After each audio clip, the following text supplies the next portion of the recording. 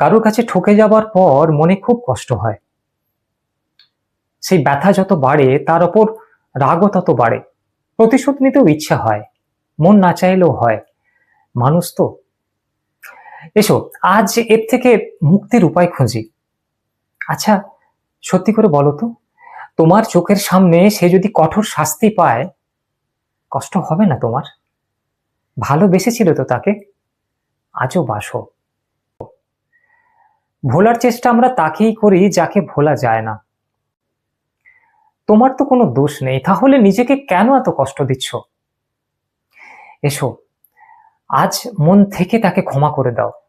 কি, মানতে চাইছো না তো? আরে তোমার জন্য তাকে ক্ষমা করে দিতে হবে। এত রাগ, দুঃখ, অভিমান মনে নিয়ে ভালো থাকতে পারবে?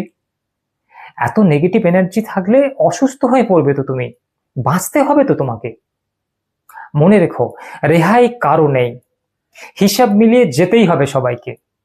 এক জনমে নাও মিটতে পারে কর্মের হিসাব, ওটা তোমার কাজ না।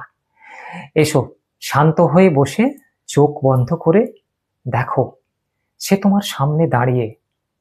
মনে মনে তাকে বলো, তোমার উপর আমার আর কোনো রাগ, দুঃখ, অভিমান নেই।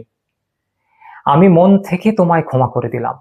যাও, তুমি মুক্ত আমার জীবন থেকে। দেখো, সে চলে যাচ্ছে তোমার জীবন থেকে। এখন থেকে তুমি মুক্ত।